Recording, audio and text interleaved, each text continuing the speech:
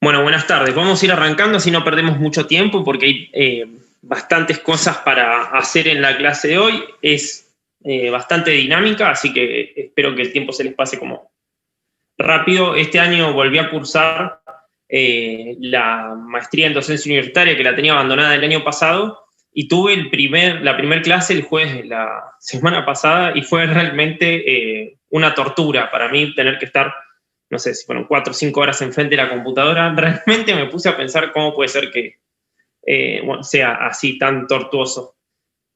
O sea, también era una sola materia durante 4 horas, es como bastante peor, ¿no? Pero bueno, me parece que es importante que los profes nos intentemos esforzar de hacer las clases lo más dinámicas y entretenidas posibles, porque si no, solo estar mirando una pantalla y escuchando no es suficiente. Les adelanté hace un ratito, vamos a estar usando documentos que están colgados en el V. Van a encontrar el PowerPoint que vamos a estar usando en la clase de hoy. Y después también van a encontrar el link a 2 archivos sobre unos textos que vamos a estar usando. El link a una plataforma colaborativa y, bueno, eso básicamente, ¿sí? Como les adelanté por Telegram, vamos a tener como 3 partes en este encuentro. En la primera parte, voy a alejarme un poquito.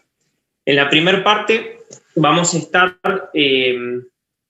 bueno, conociendo esta herramienta, se llama How Might We, o Cómo Podríamos, que es dentro de lo que se conoce como las metodologías ágiles de diseño o sprint, que más que una forma de trabajo y diseñar, algunos lo entienden como si fuese una filosofía de vida casi, ¿sí?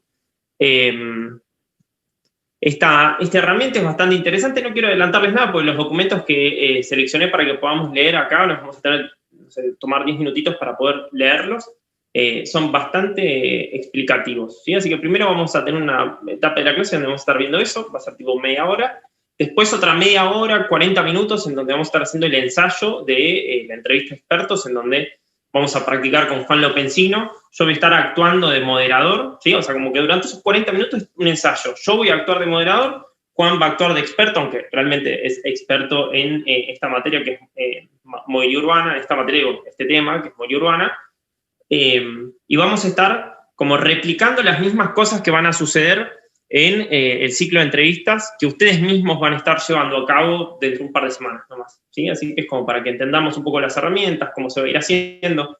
Yo voy a intentar hacer lo que a mí me parece que haría un buen moderador, ¿sí? Que es como el papel más complejo, podríamos decir, de todos los que ustedes tienen que desempeñar, es ese. Así que el que se ponga en ese rol, está bueno como que le guste hablar, que no tenga problemas con hablar contra una cámara. Es medio raro, pero es desafiante, es interesante. Así que vamos a tratar de hacerlo bien productivo. Y en el tiempo que reste de la clase, que van a ser, no sé, 20 minutos, 15 minutos, 10, lo que sea, vamos a discutir algunas cositas que faltan definir para el ciclo de entrevista a expertos, ¿sí? Cuáles son los roles que faltan definirse, un par de comunicados más que nada y sacar dudas. Vamos a abrir el micro, al que quiera hacer consultas lo hace. Así que bueno, vamos a empezar compartiendo la pantalla. Denme 2 segundos.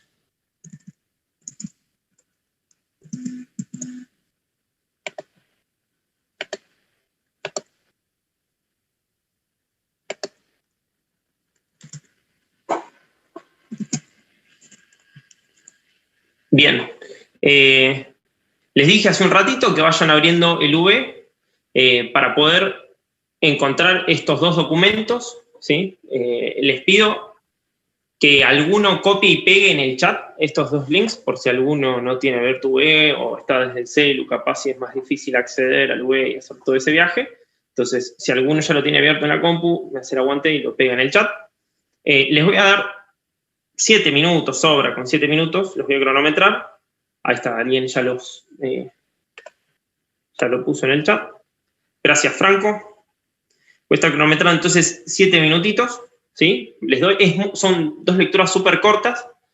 Una está en inglés, la otra está en castellano, básicamente dice lo mismo. La que está en español tiene un ejemplo que es bastante claro sobre la importancia de cómo redactar un cómo podríamos. Y bueno, básicamente eso. Así que vayan, 7 minutos, yo ahora voy a apagar la cámara. Ustedes dejen el parlante prendido, porque en el momento que empiece hablar, ustedes tienen que volver acá a la reunión que tenemos, ¿sí? Así que bueno, los espero en 7 minutos.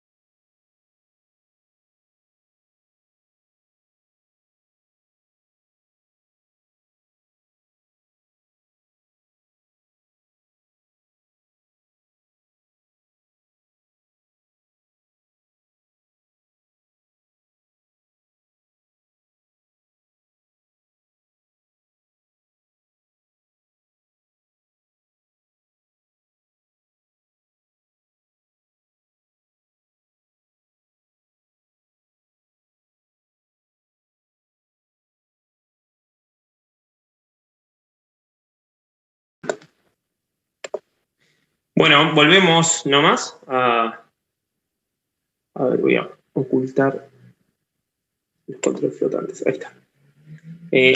Volvemos acá a la reunión, al Google Meet. ¿Qué Google Meet? Estoy desde de Zoom, me desacostumbré a usar Zoom.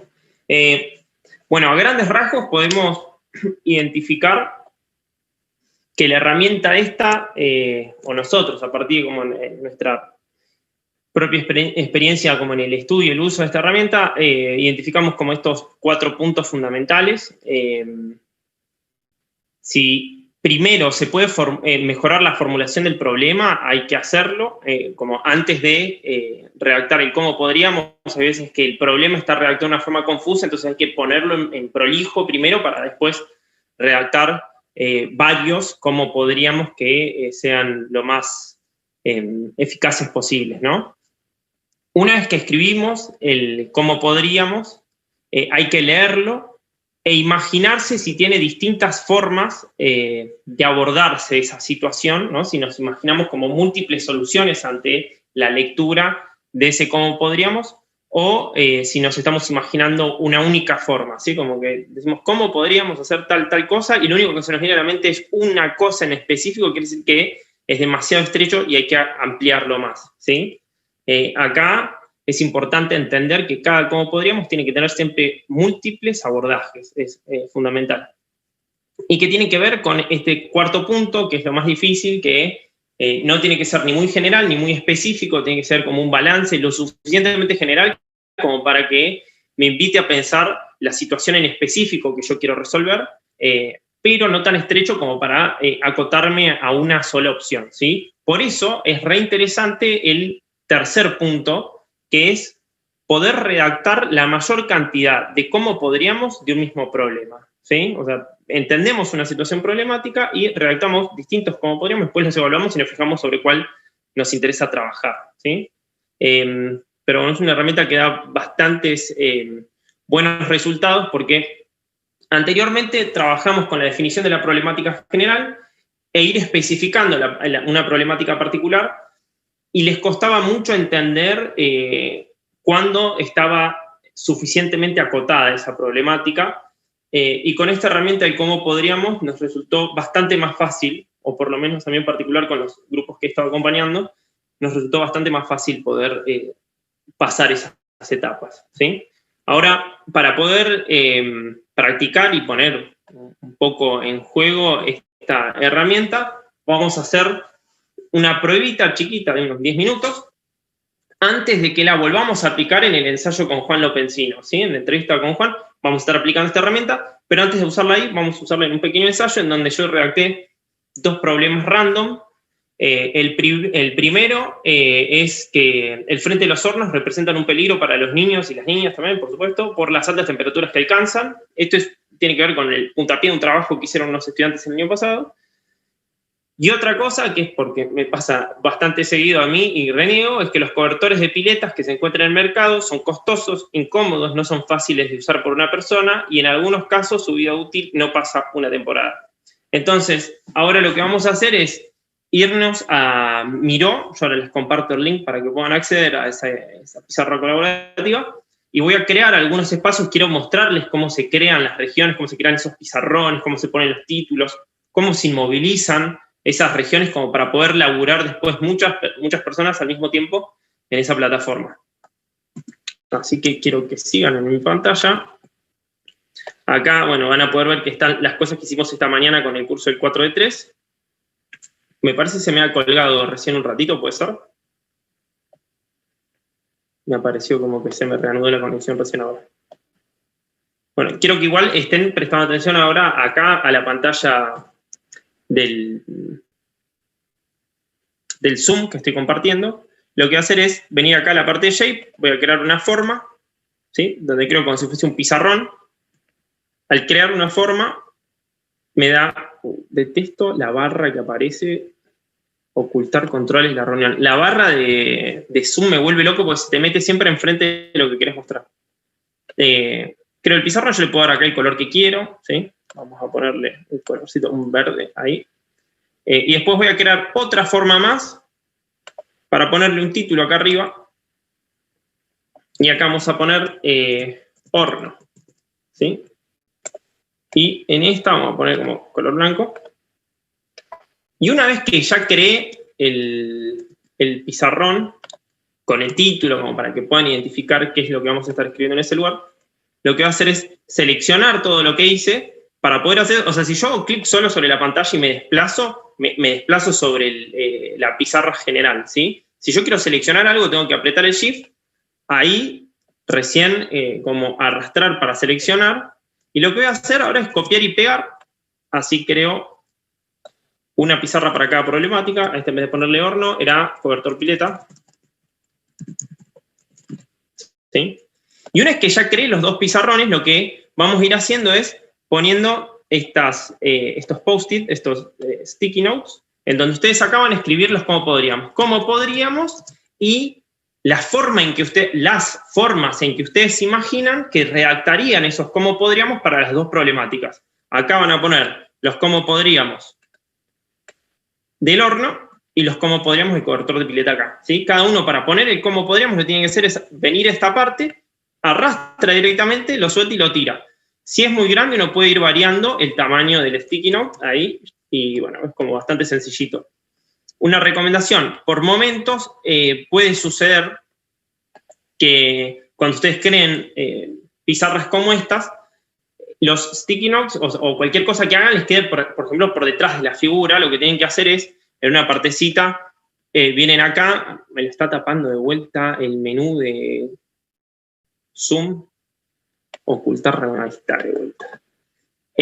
Acá, ¿no? Traer al frente o mandar atrás. Entonces, con esta herramienta yo puedo ir regulando, ¿no? Si lo mando al frente, me tapa todo, y si lo mando atrás, ahí se ve. Lo mismo con cada uno de los elementos que voy creando. O sea, es re básico lo que se usa de esto. Ahora, ¿qué puede pasar? Que ustedes, por desplazarse, por ejemplo, yo para desplazarme, aprieto una parte y me desplazo nomás, pero si yo justo me llevo a desplazar sobre una de las superficies que cree, voy a estar moviendo esa superficie. Entonces, ¿qué se hace?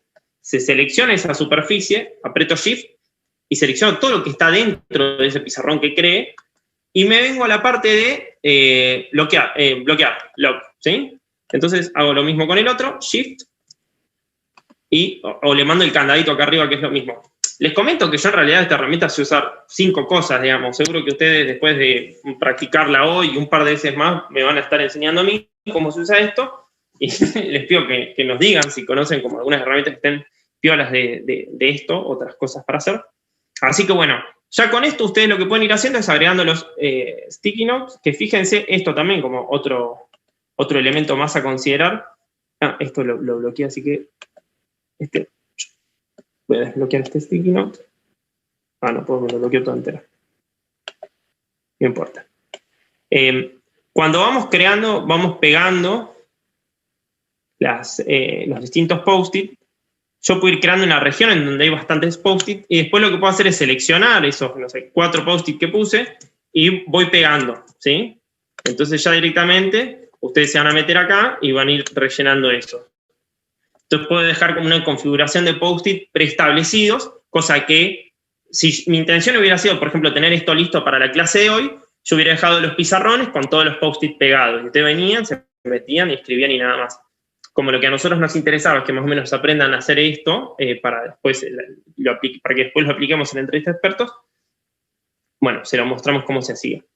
Así que les voy a dar 2 minutos que voy a estar cronometrando, 3 minutos, para que escriban todos la mayor cantidad de cómo podríamos de esas 2 problemáticas. Así que yo me voy a quedar acá mirando lo que ustedes van escribiendo. Ya empiezan a correr los 3 minutos.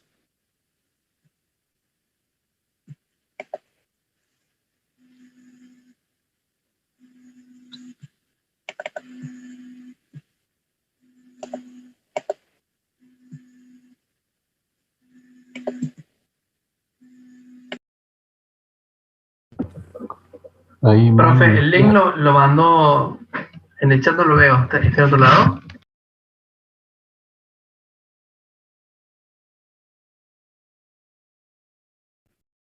Manu, el link del Miro supongo que te están pidiendo.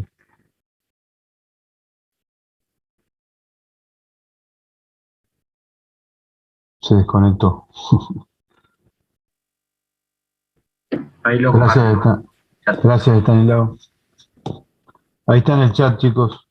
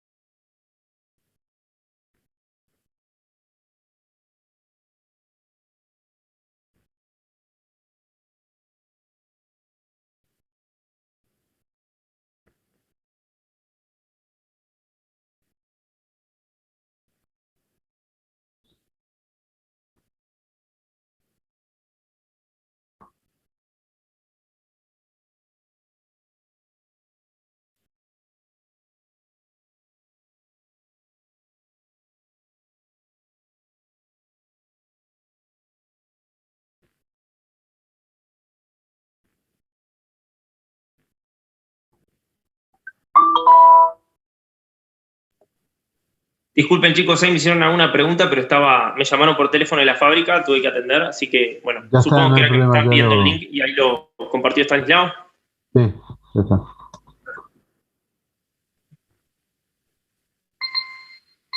ya está. Ahí me está sonando el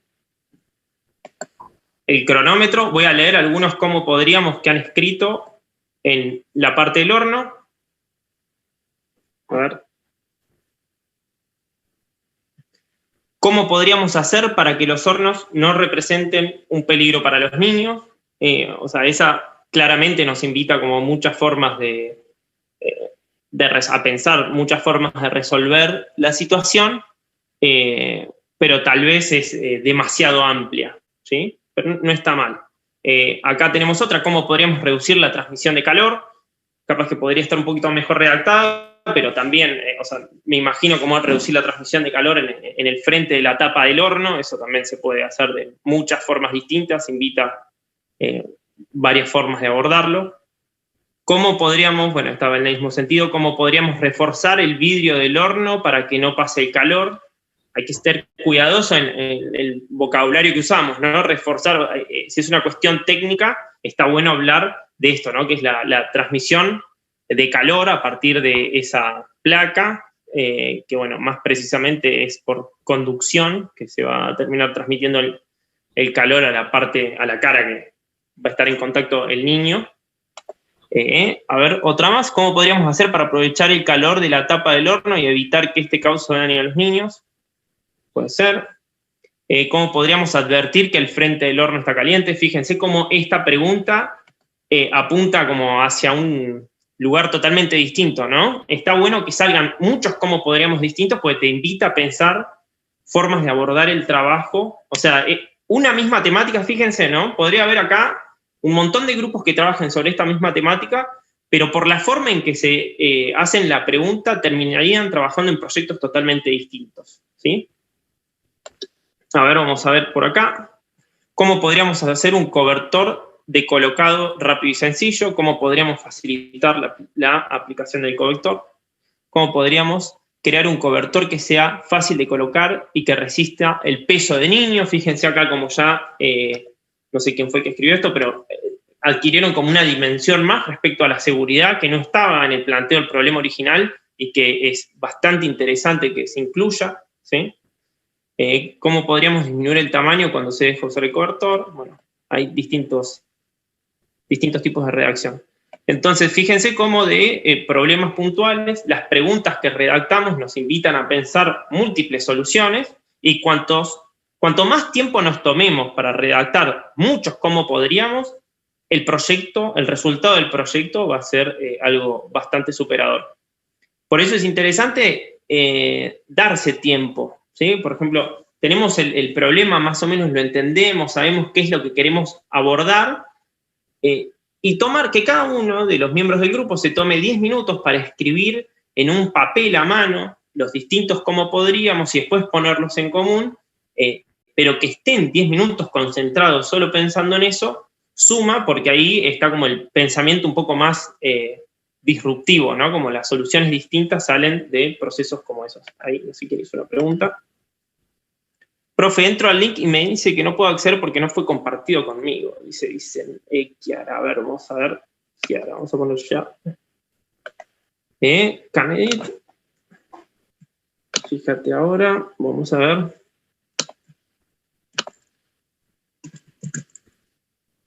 Bueno, ahí lo compartí de vuelta y me fijé, el permiso tenía permiso de edición. Fíjense ahora, si ingresan, Camila y Santiago. Ahora sí, dicen, bueno, estamos. Si quieren hacer preguntas en algún momento, pueden prender el micro también y hacerla. Otra cosita que quería decirles, bueno, de la herramienta en sí del Miro, que es bastante interesante. Acá ustedes pueden llegar a, no sé, pegar imágenes de fondo. Si quieren trabajar sobre imágenes, por ejemplo, yo podría haber dicho con el cobertor de pileta y haber preparado de antemano una imagen donde esté la pileta, otra imagen donde esté, no sé, un horno, como para... Puede uno ir como representando ciertas ideas con imágenes. Es cierto esto de que una imagen muchas veces representa más que 1000 palabras. Entonces, el poner cosas en imágenes, estas interfaces que permiten trabajar sobre algunas cuestiones gráficas, te permite también dibujar un fibroncito. Si laburan desde una tablet o esas pizarras en las que se puede escribir, se pueden hacer desastres con esta herramienta. Así que bueno, esto era un poco pensar el cómo podríamos, y por otro lado, presentarles la herramienta Miro, que ustedes ya habían visto un poco con las consignas que les tiró Juan, ¿sí? Ahora, Juan, si te parece, arrancamos con el simulacro. Dale. Antes, me olvidé una cosita. Tenés que darme... Sí, tengo que darte permiso, pero además de darte permiso tengo que crear, fíjense, me fui a la bosta, digo, me fui muy lejos. Fíjense esto que hicimos esta mañana con el curso. Vamos a usar esta misma región de acá abajo. Quiero que vuelvan a mi pantalla, si alguno de ustedes está como arriba laburando todavía. Vénganse a esta región de acá, en donde están, hay un tablero donde hay post-it pegados para la formulación de preguntas y post-it pegados para la formulación de los cómo podríamos. ¿Qué vamos a hacer mientras charlemos con los distintos expertos, ¿sí? de cada una de las temáticas? Así que en este caso lo vamos a estar ensayando con Juan. A medida que Juan vaya hablando, durante la charla, si a ustedes les parece que hay alguna pregunta que es interesante porque nos invita como a profundizar en un tema, conocer algún dato, ampliar alguna información, las van anotando acá, ¿sí? Y quien oficia de moderador, que en este ensayo voy a hacer yo, mientras voy escuchando a Juan, voy chusmeando un poco las preguntas que ustedes van tirando y las voy pintando a las que me parece que están piolas como para poder presentárselas en el momento en que se abra preguntas la situación. ¿Sí? Esta es como la región en donde ustedes van proponiendo preguntas que el moderador va a intentar presentar si el tiempo da.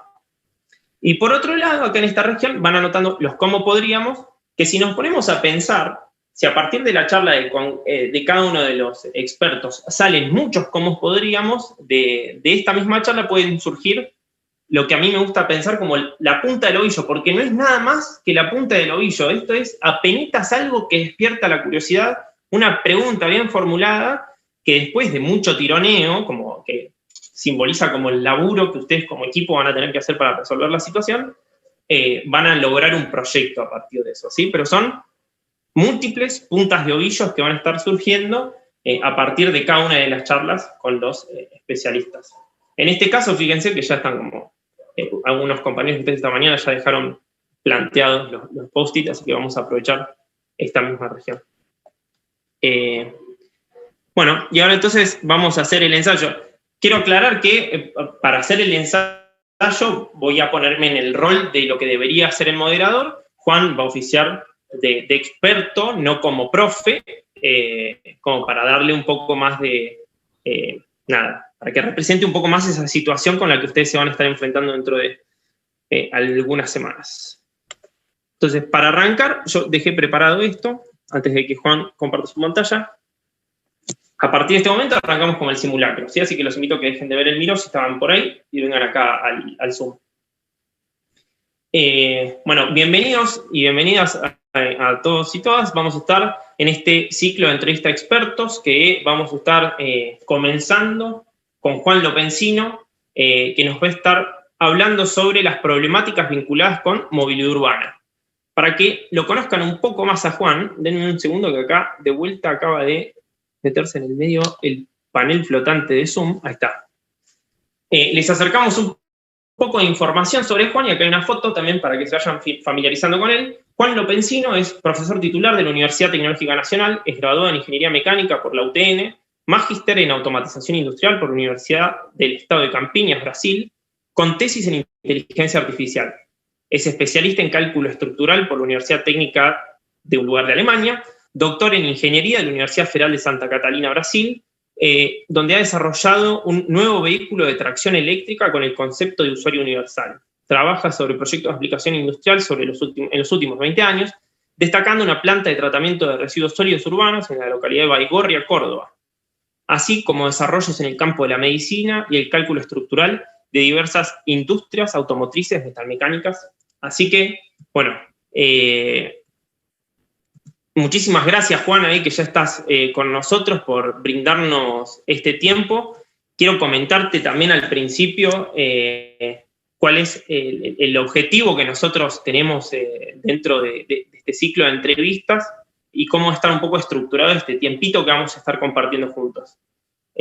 Nosotros, como estudiantes, lo que queremos es comprender que a partir de tu diálogo surjan distintas puertas de ingreso para lo que después vamos a estar trabajando en el resto del año en un proyecto que cada uno de nosotros va a tener que elegir, y esperamos que de estas distintas entrevistas que vamos a estar haciendo expertos encontremos problemáticas que nos apasionen y que podamos trabajar en ellas.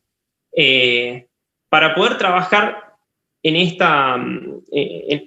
este ciclo en particular, acá dice 10 minutos, pero en realidad me quedó desactualizado el PowerPoint. Vamos a tener primero unos 20 minutos en donde vas a estar pudiéndote presentar vos, contarnos la vinculación que tenés con la problemática y dejarnos, esto como la parte que más nos interesa es que nos puedas dejar algunos desafíos o problemas que aún no están resueltos en el campo en el que te desempeñás, ¿sí? Después vamos a tener unos 20 minutitos también en donde queremos acercarte a algunas preguntas para que nos puedas responder. Así que bueno, eso es básicamente. Juan, no sé si tenés un PowerPoint para compartir. Sí, compartime la pantalla, por favor. Dale, dame 2 segundos. Ahí te hice coanfitrión. Ahí estamos. Ya puedes compartir cuando quieras.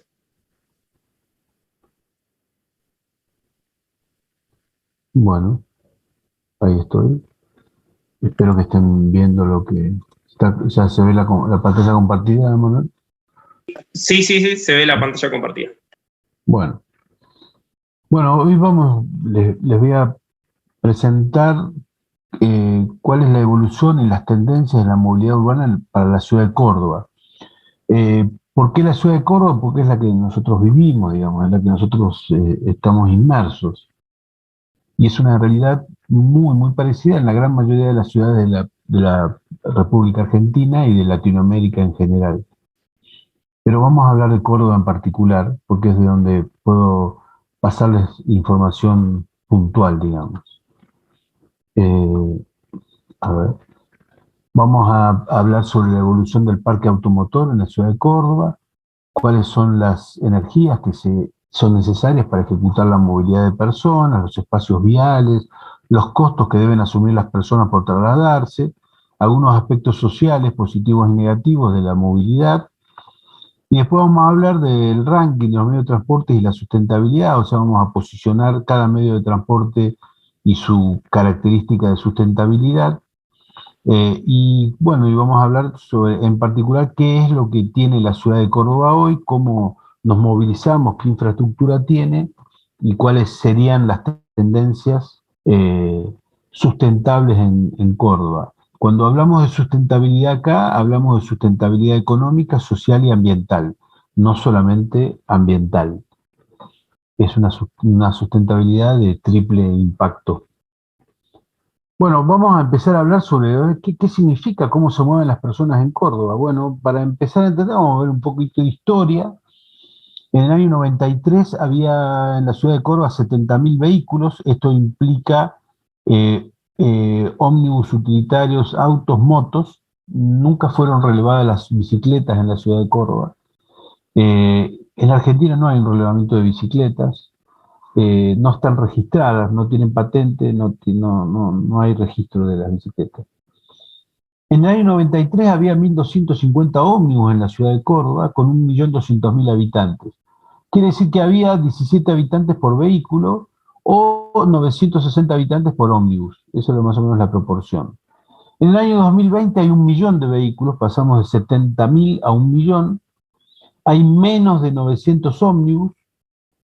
En la actualidad pasamos de 1.250, donde estaban en el año 93, que había vehículos diferenciales, que eran vehículos pequeños, que iban más rápido, que se desplazaban mejor en la ciudad, y pasamos a 900 vehículos con 1.600.000 habitantes, lo que implica que ahora hay un vehículo cada 1,7 habitantes y hay un ómnibus cada 1.780 habitantes.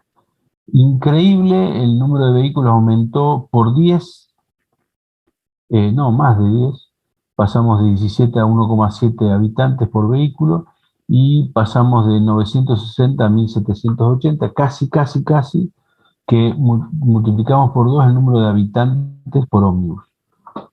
Bueno, esa es la realidad. Eso implica un montón de cosas dentro de la movilidad de Córdoba, pero eso ya empezamos a ver, digamos, cuál es la tendencia en que las personas, cómo se mueven las personas en la ciudad de Córdoba. Ahora veamos el combustible, energía. La movilidad en Córdoba se basa en motores de combustión interna, diésel, nafteros, a gas. Esos motores tienen un rendimiento del 10% en su vida útil, la vida útil de la máquina. ¿Eso qué significa? Que de cada 1 litro o de cada 1 metro cúbico de gas, solamente el 10% se transforma en movimiento, o sea, en fuerza para mover lo que tienen que moverse. El rendimiento del motor eléctrico, en cambio, es muy cercano al 90% porque casi todo lo que... Esperen un momentito, me olvidé de poner esto en el teléfono en silencio. Casi todo el movimiento, casi toda la energía eléctrica se transforma en movimiento. 90% de rendimiento del motor eléctrico. Es bastante interesante esa situación, ¿no?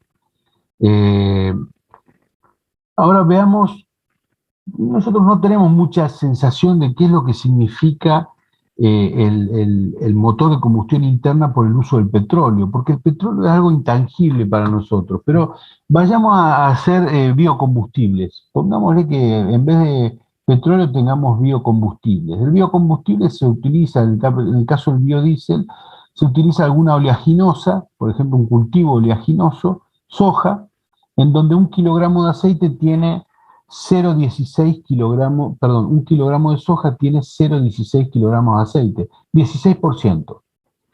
Eso es una muy buena oleaginosa. Para obtener 1 kilogramo de aceite vamos a necesitar 6,25 kilogramos de soja.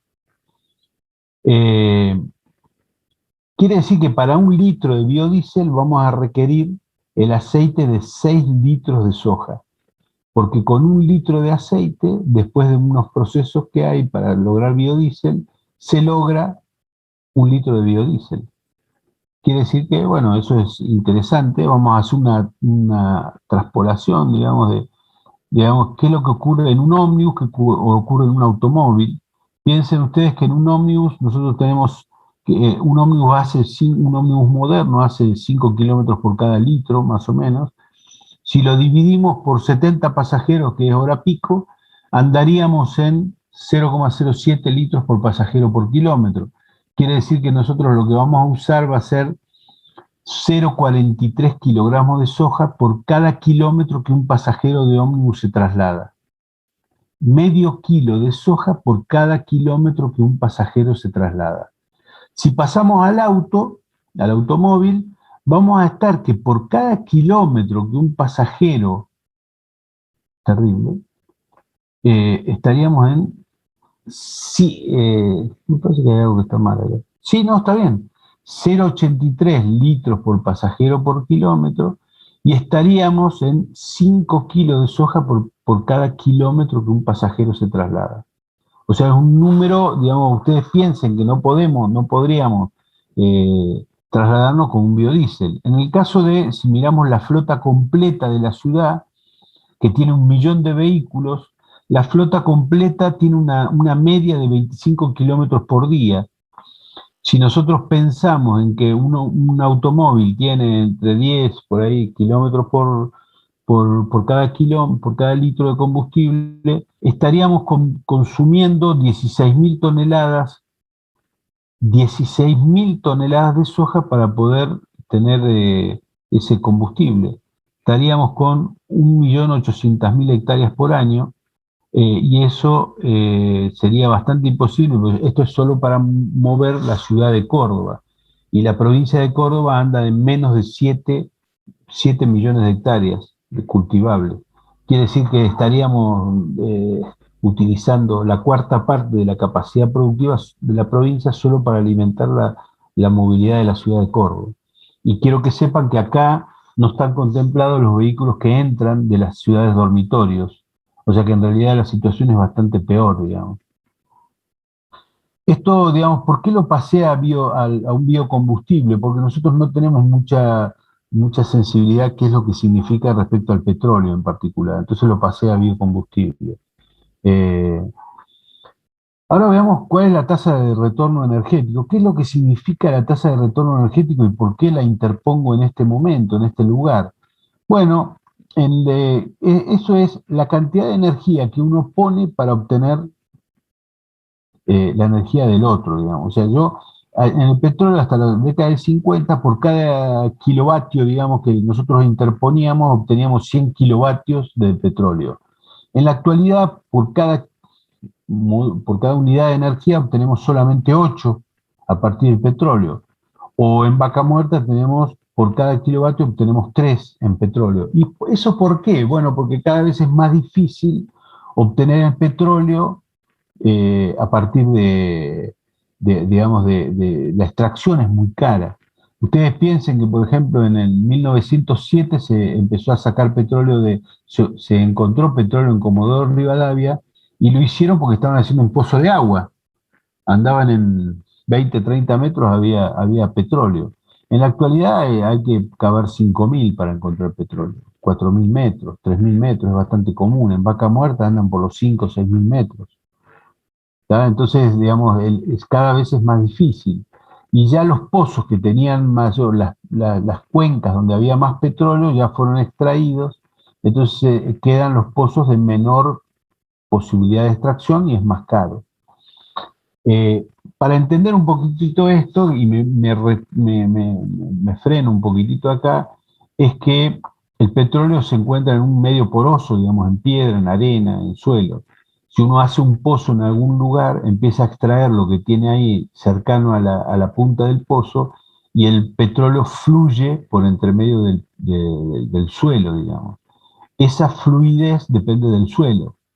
¿Tá? Entonces, si yo tengo un pozo que le puedo sacar, pongámosle 20 barriles por día, y otro pozo que puedo sacarle 100 barriles por día, evidentemente la tasa de retorno de los dos es distinta. En el caso del gas, del gas natural, lo que conocemos como gas natural, la tasa de retorno es de 3, porque la densidad energética es mucho menor en el gas que en el líquido. En el caso de la biomasa que incluye acá es la energía que uno obtiene de material biológico, sea leña, sea carbón, sea leña, sea biogás, sea biodiesel, por ejemplo. ¿Tá? Nosotros tenemos una tasa de retorno energético baja. Fíjense que en este momento la hidroeléctrica es muy interesante porque tiene una tasa de retorno muy grande. O sea, por cada kilovatio, por así decir, que nosotros invertimos, obtenemos 30. Y fíjense lo que ocurre en eólica y en fotovoltaica. Todo tiene que ver con, digamos, los costos de instalación y los costos de operación y mantenimiento, y dónde es que están. En eólico, por ejemplo, nosotros tenemos una gran cuenca eólica en el sur de la Argentina, pero es bastante difícil mantener, bastante difícil generar las redes para sacar esa energía eléctrica y meterla en la red nacional interconectada. Entonces, bueno, todo eso va poniendo, digamos, en una situación distinta la energía. Fíjense que el cuerpo humano, ahí fue el Manu que hizo estos números, tiene una tasa de retorno entre 10 y 20 a 1, o sea, una tasa de retorno energético bastante interesante que tiene el cuerpo humano, que consume alimentos y genera energía más o menos 20 o 10, entre 10 y 20 a 1. La tasa de retorno energético es algo que nosotros tenemos que visualizar cuando queremos analizar qué es lo que vamos a hacer con un uso energético. Vayamos al espacio utilizado en calle. Fíjense que venimos... Juan, te interrumpo 2 segunditos como para decirte que más o menos usaste ya la mitad del tiempo que tenemos disponible para escucharte antes de hacerte preguntas. Yo también para decirte que estoy viendo una plataforma que estamos usando con los estudiantes para poder generar preguntas. Estoy viendo participación ahí, así que en 10 minutitos me gustaría poder acercarte algunas preguntas. Vamos a llegar muy bien, profesor. Vamos a llegar muy bien. Vamos a ver ahora el espacio de las calles utilizado por los distintos medios de transporte. Fíjense que un ómnibus que traslada en un horario pico 70 pasajeros ocupa el mismo lugar que 2 automóviles que trasladan 2,4 pasajeros. Y el mismo espacio de un ómnibus o de 2 automóviles puede ser utilizado por 15 pasajeros en bicicleta. Quiere decir que acá lo que podemos interpretar es que el mejor sistema de transporte que tenemos aquí es el de ómnibus, ¿tá?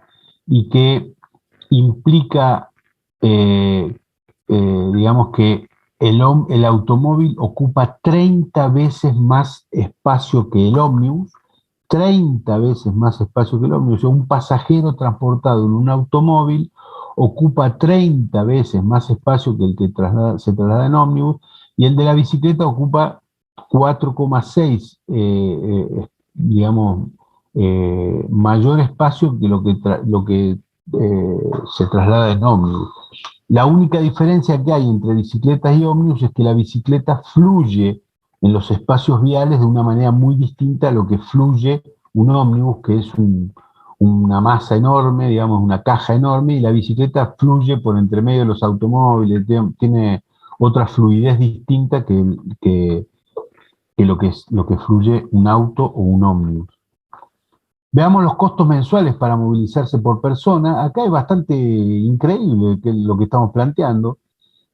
Acá yo le pongo que la bicicleta tiene un costo negativo en el sentido de que aumenta mucho la salud de quien se mueve en bicicleta.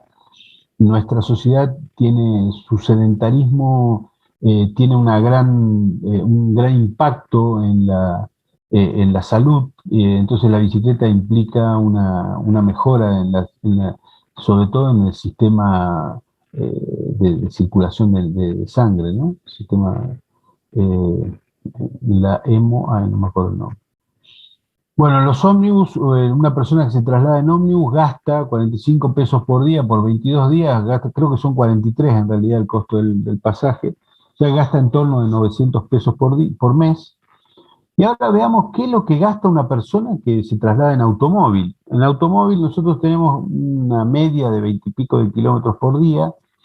Eso implicaría 2 litros y poco de combustible, o sea que estaríamos en 210 pesos de combustible, más si tiene que pagar estacionamiento en el centro, en muchos lugares, por un día de 8 horas, es normal que se paguen 400 pesos de estacionamiento, por 22 días, más un seguro bien baratito que le he puesto, 2.500 pesos, y un automóvil que paga 1.800 pesos de patente, es bastante común. Quiere decir que no hay mantenimiento acá, no está contemplado el mantenimiento, estaríamos en 13.000 pesos más o menos, y si le sumamos el costo del automóvil, 17.000 pesos es el costo de un 4K, digamos, estaríamos en 30.000 pesos, que es lo que cuesta un automóvil para mantenerlo por mes, ¿no? O sea, realmente estaríamos en un costo extremadamente alto frente al ómnibus, por ejemplo, ¿no? Entonces el impacto para movilizarse cada persona, ustedes imagínense, si no tenemos una buena un buen transporte público, no nos permitimos movernos en bicicleta como nos está ocurriendo en la ciudad, nos obliga a gastar una cantidad infernal de dinero, una familia es casi, ¿no? Una cantidad infernal de dinero para poder movernos en la ciudad, para poder trabajar, estudiar, tener vida social, cuidarnos, tener medicina. Realmente es bastante difícil entender que un problema de transporte nos esté llevando a un costo tan alto, ¿tá? Veamos qué es cómo impacta socialmente la movilidad. Bueno, acá me olvidé de corregirlo, ahí Manuel me hace ver que las periferias, en realidad, bueno, las periferias portugués. Las periferias están muy mal servidas por el transporte público. Fuera de la circunvalación hay casi 500.000 habitantes, 600.000 habitantes. Fuera de la circunvalación están muy mal servidos por el servicio público de transporte, ni hablar de los taxis, que también es un servicio público, ya que realmente es muy caro irse en taxi desde las periferias hasta el centro o hasta distintos lugares, muy, muy caro. La discapacidad no está servida por el servicio público de transporte, además, ni siquiera los taxis digamos, no hay taxis que estén prestos para llevar discapacitados, sobre todo los discapacitados que tienen movilidad reducida. Si no hay transporte público, si no hay lugares donde la gente tenga conexión con sus padres, con sus habitantes. Esto desde la arquitectura, desde la urbanización, es muy importante entender de que es necesario que los habitantes estén conectados entre sí. Y la movilidad, del momento en que nos movemos, es un momento de conexión social. Si el automóvil rompe con esa conexión, y el transporte público sí lo promueve la conexión social porque tenemos que convivir en el mismo lugar. Claro que ahora tenemos algunos problemas con esta situación de pandemia, cambia bastante en realidad esta situación, porque no está resuelto en el transporte público un buen tema para trabajar, no está en el transporte público, no está resuelto no está resuelto evitar el contacto entre las personas en el transporte público. No hay ninguna solución, digamos, en la actualidad. 70 personas en un ómnibus está absolutamente contraindicado. Fíjense que nosotros hablamos de que la movilidad impacta mucho en la educación, y en este momento nosotros no nos estamos movilizando. De hecho, el año pasado y este año seguramente no nos vayamos a movilizar y la educación sigue funcionando.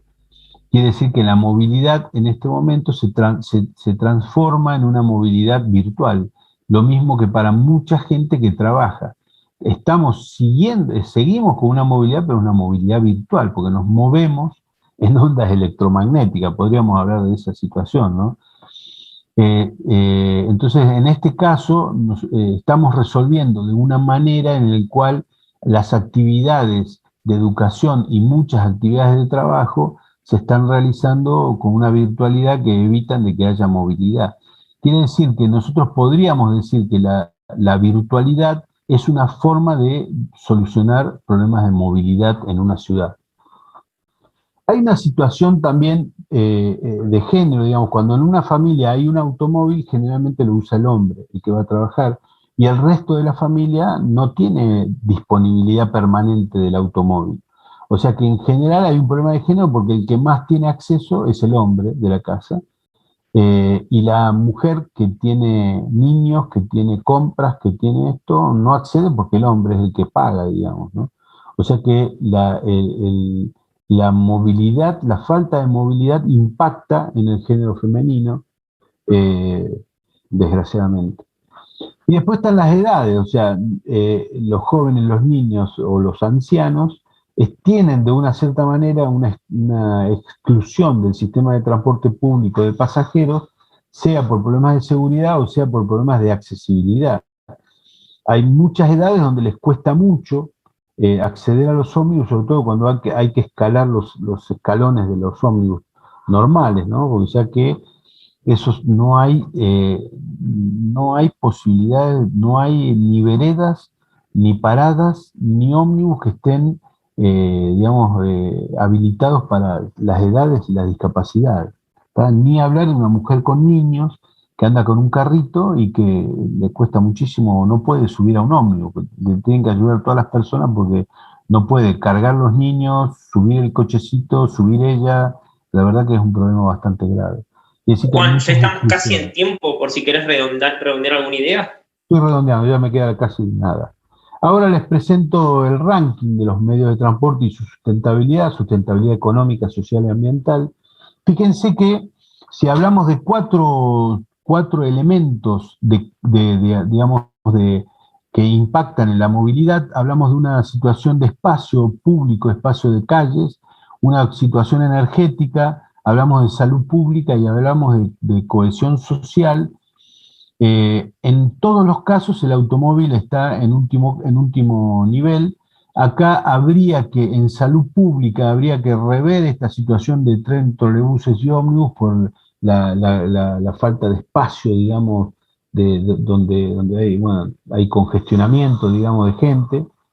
De hecho, hoy tal vez ahí lo tendría que corregir y decir, no, mira, en salud pública lo último que hay es el tren, digamos, ¿no? Porque es donde hay mayor contagio, digamos, ¿no? Sin embargo, el peatón y la bicicleta siguen ahí en primer nivel, digamos, son los mejores, digamos, ¿no? El 1 se tiene que interpretar como que es lo mejor y el 3 que es lo peor. Deberíamos corregir tal vez lo que es la salud pública. Me tengo que ir para otro lado. Y por último, estaríamos mirando cuáles son los espacios de movilización y la infraestructura hoy, qué es lo que ocurre hoy en la ciudad de Córdoba.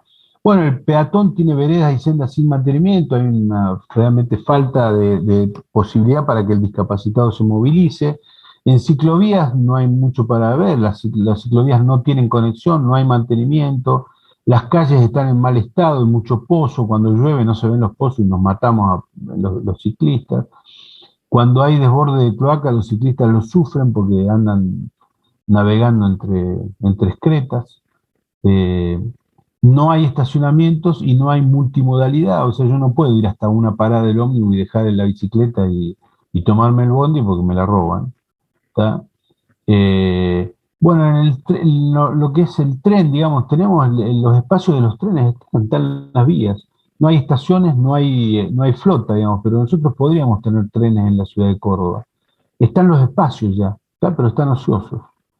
El trolebús tiene una cobertura parcial, es ampliable esa cobertura, nosotros podríamos salir de la catenaria, salir de los cables del trolebús y irnos hasta un lugar, digamos, más lejos, simplemente poniendo capacidad de almacenamiento de energía, baterías, y los vehículos no están aptos para discapacidad, ni para ancianos, ni para nadie, ni para obesos, nada. Respecto a la flota de ómnibus, como ya habíamos visto adelante, es insuficiente, no es apta. Las calles no son aptas para muchas calles de las periferias no son aptas para el transporte público, hay mucho problema en la periferia y no son aptas para discapacidad. Que tengan alguna rampa que no anda de madera, eso no se puede entender de que sean aptos para discapacidad. Quiero que entendamos que más del 15% de la población tiene alguna discapacidad. 15% de la población. Y la gran mayoría, evidentemente, por consecuencias de la movilidad, están sin trabajo. Y por último, el automóvil tampoco es una solución, ya que el tránsito está absolutamente saturado y tampoco los automóviles son aptos para discapacidad. O sea que en realidad es bastante nefasta la situación y lo que sí se podría pensar es decir, bueno, en realidad está todo por hacerse en movilización. Así como hemos visto en agua y en basura, bueno, en movilidad es peor todavía, ¿no? Realmente hay que hacer de todo, porque estamos mirando de otras formas, de otra manera el problema y bueno, hoy no anda.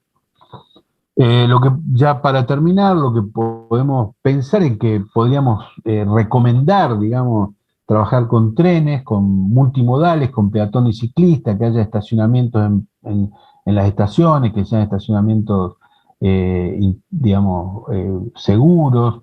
Podríamos tener ciclovías y calles de baja velocidad para que se pueda usar la bicicleta y que el peatón pueda empezar a trasladarse mucho más.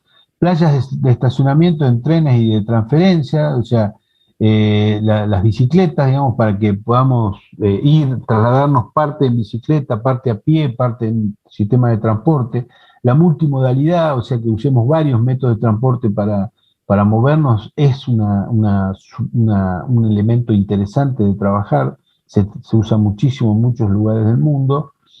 Y los ómnibus y trolebuses, bueno, habría que desarrollar sobre todo de tracción eléctrica, trabajar la tracción eléctrica, y sobre todo desalentar el uso de automóviles con la promoción de la multimodalidad. O sea, sería muy bueno que nosotros vayamos hasta una plaza de la ciudad y que ahí nos tomemos el ómnibus, digamos, y que, bueno, pero eso no está ocurriendo. Y obviamente en todo el transporte público hay que resolver el problema de la transmisión de enfermedades por la respiración. Hasta ahora, yo quiero que ustedes sepan de que en realidad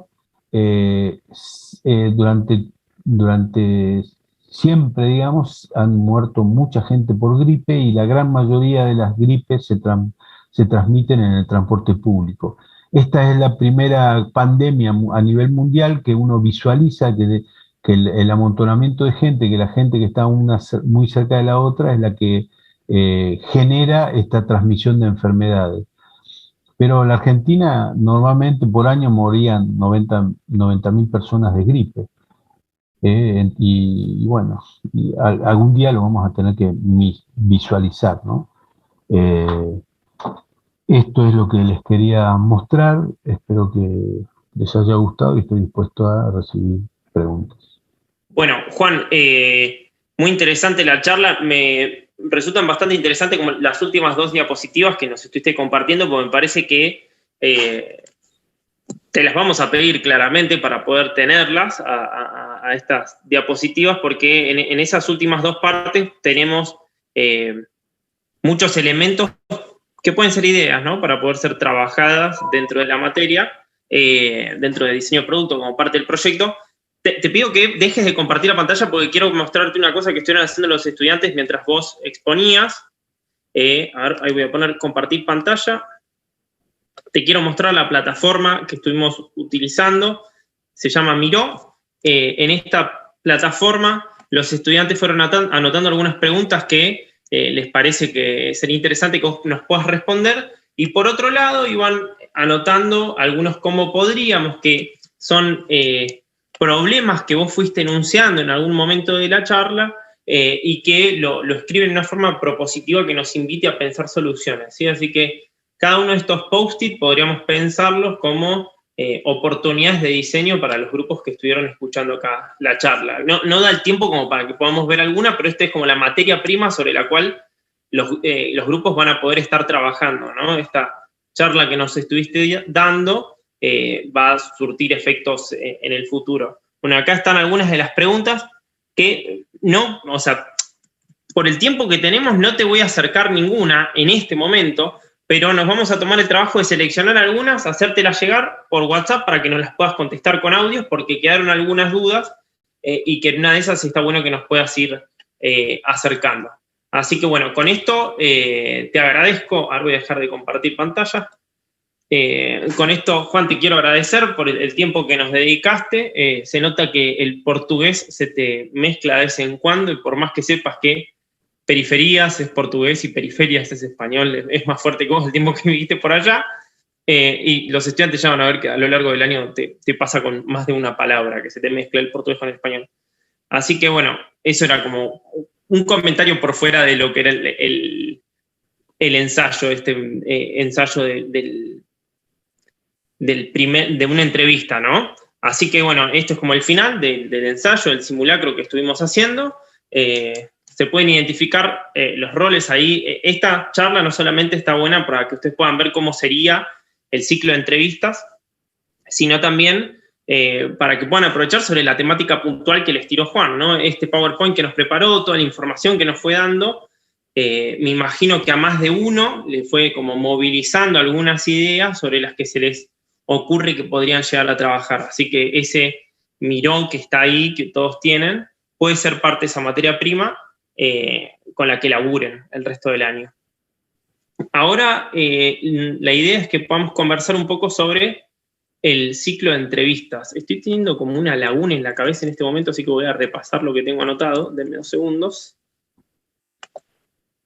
Bien. Ahora yo les voy a, en un ratito, cuando termine la clase, les voy a reenviar unos mensajes que mandamos a la mañana al 4 de 3, y ahora se las voy a pasar a ustedes. Mañana, después de que demos curso con el 4 de 1, vamos a votar cuáles son los expertos que van a estar entrevistando en cada una de las temáticas, ¿sí? Recordemos que tenemos energía, basura y agua, porque movilidad urbana la resolvemos con este ensayo que tuvimos con Juan. Por supuesto que es insuficiente, por supuesto que hubiera estado bueno que, no sé, tengamos 10 especialistas distintos en cada una de las temáticas y que los escuchemos 2 horas, pero sería totalmente imposible por el tiempo que eso implica. Entonces, que esto sea un pequeño puntapié, ¿sí? Si a ustedes les interesa una temática en particular, por ejemplo, de algo que mencionó Juan, lo van a tener disponible a Juan para poder hacerle consultas, y lo más probable es que también tengan la disponibilidad de aquellos que se ofrecen como expertos. Se les va a ir consultando, pero muy posiblemente van a poder seguir contactándolos durante el año, porque generalmente sucede eso, que un experto que se ofrece a exponer en este ciclo de entrevistas no tiene problema en resolver como alguna que otra consulta que pueda surgir.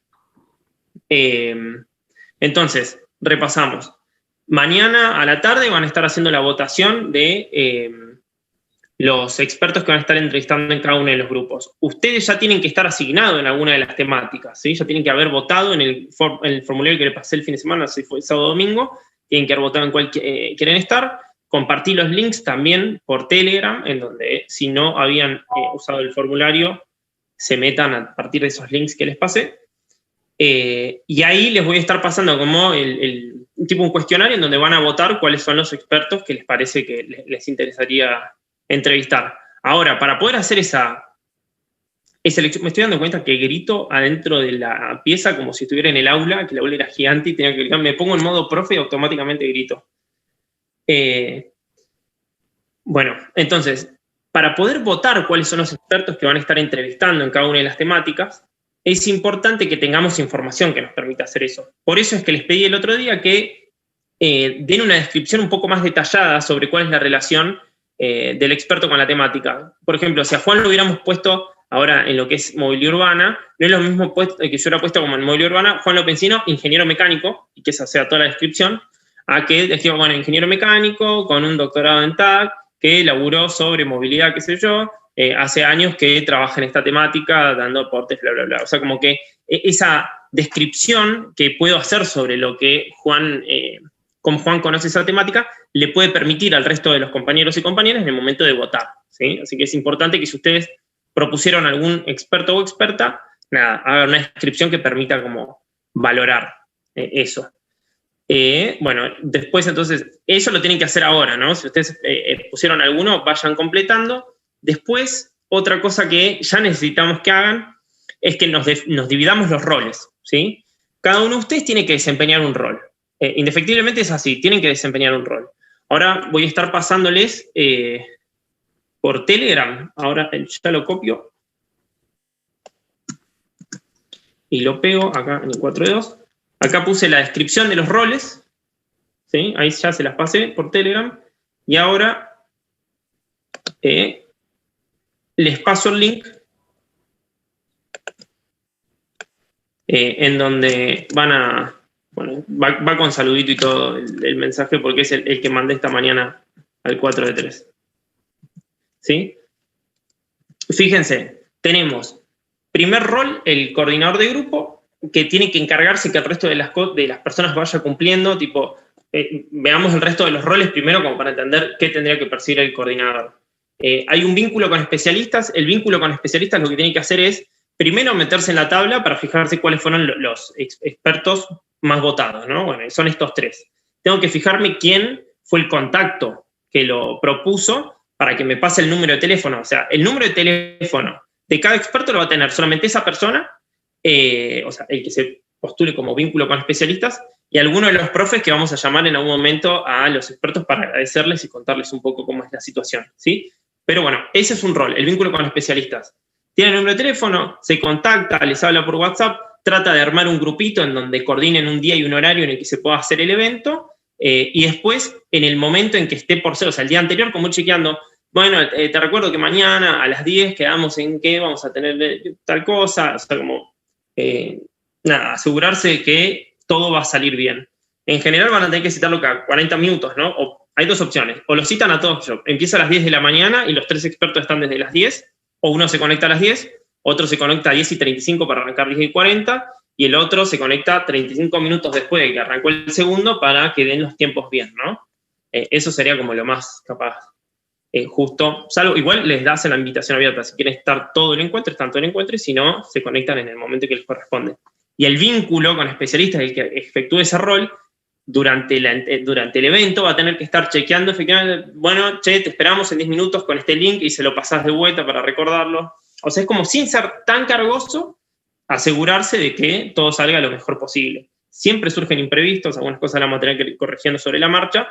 El año pasado tuvimos que ir como cambiando, algunos expertos traen un horario, se reemplazó uno por otro, pero son cosas que pasan y está bueno porque hay que resolverlos, invita también al saber hacer Entonces está el vínculo con los especialistas, el moderador del encuentro, que tiene que ser lo que estoy haciendo yo, que es tratar de que cada uno de los expertos cumpla con el tiempo. En este caso yo tenía que haber sido capaz que más incisivo con Juan para que se acote aún más, así metíamos algunas preguntas. Hay que ir mostrando un poco esta cuestión del miró, cuál es el sentido de lo que estamos haciendo. Así también el experto se va con esta sensación de que efectivamente lo que estuvo comunicando fue atendido y que son semillas que después van a germinar en proyectos, ¿no? Esto es el moderador, que probablemente sea como el rol más desafiante. Después el responsable de interfaz Miro, que es ya tener preparada una pizarra en donde, imagínense, si van a estar entrevistando a 3 expertos, va a tener que haber 3 regiones distintas en donde van a tener como las preguntas y el cómo podríamos del primer experto. Pregunta y cómo podríamos del segundo experto y así. Después, el que efectúa de profe por un día, que en este caso lo más probable es que nosotros generemos el link para hacer la charla y grabarlo, por el tema de que no sé si ustedes tienen Zoom, o sea, la cuenta de Zoom Premium, o no sé cuál es el convenio que tiene la UTN, para poder grabar las reuniones y que duren más de 40 minutos. ¿Alguno me confirma eso? Si ustedes tienen reuniones más de 40 minutos habilitadas.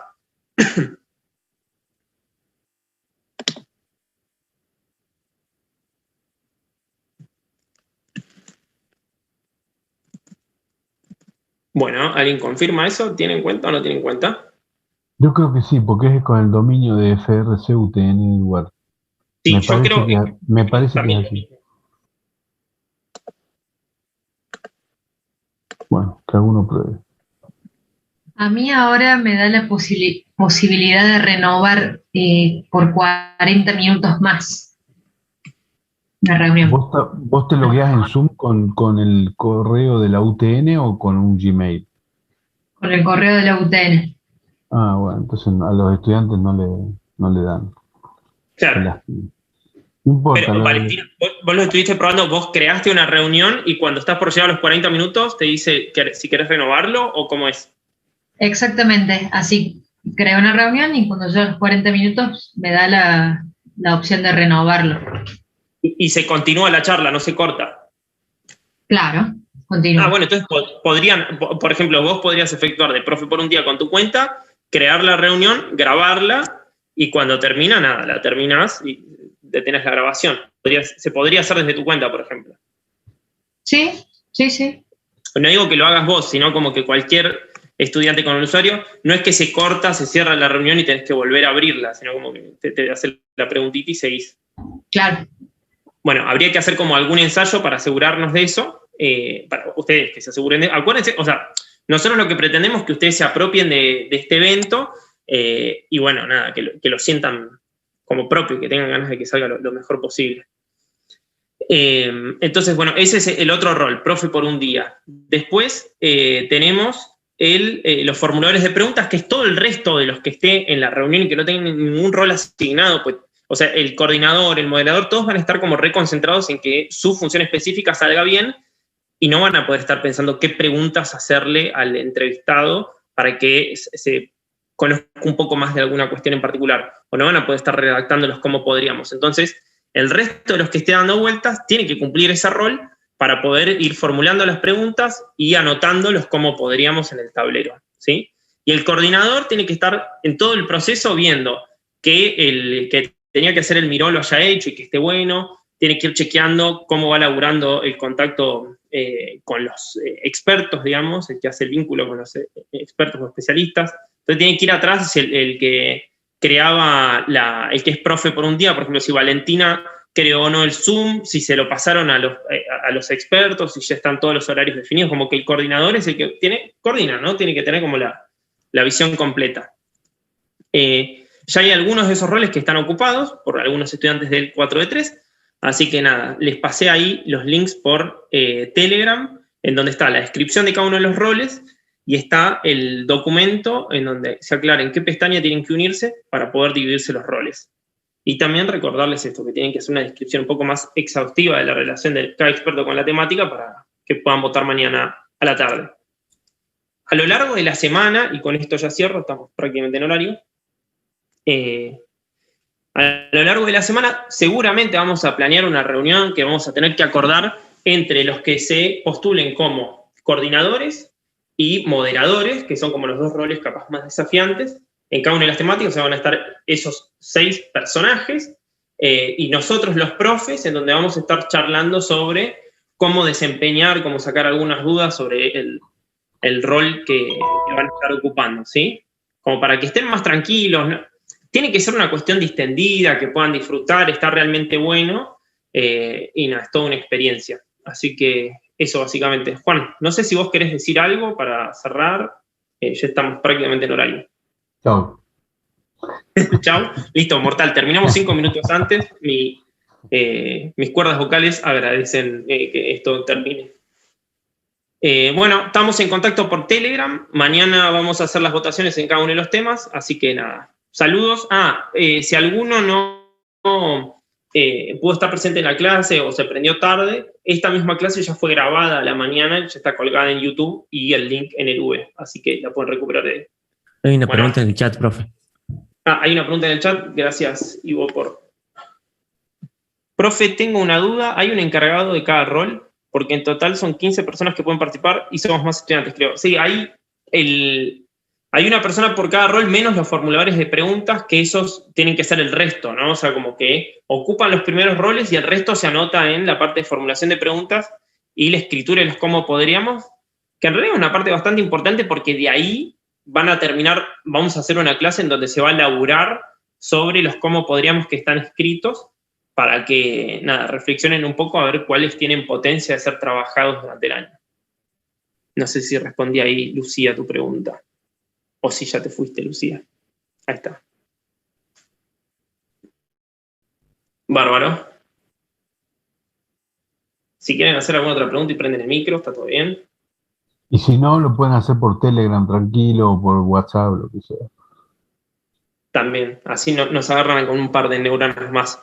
Che, Juan, la charla de hoy estuvo mejor que la de la mañana. Y bueno, uno va a Se ve que a vos también te afecta el lunes a las 8, ¿no? Por favor. Yo no sirvo, o sea, no sé, tendremos que cambiar ese horario, no sé, que claven a otro un lunes a las 8. Imagínense cuando nos teníamos que movilizar, ¿no? A las 8 de la mañana teníamos que estar todos ahí, realmente. Pero una tortura. Creo, chicos, que no vamos a volver nunca a la presencialidad tal cual era. No creo que volvamos. Por mí ya está. Sí, yo haría alguna cuestión como muy mixta, hacer 3 virtuales y uno muy mixta, pero tiene que haber como recursos, coordinación, etc. Exactamente. Camila, levantaste la mano y la bajaste. Ahí de vuelta, Camila, estás levantando la mano. Profe, perdón. Sí. ¿Fue sin querer, Camila? Bueno. Bueno, cerramos nomás. Chau, gente. Que anden bien. Chao, profes, gracias. Gracias, profe. Buenas tardes. Chao, profes.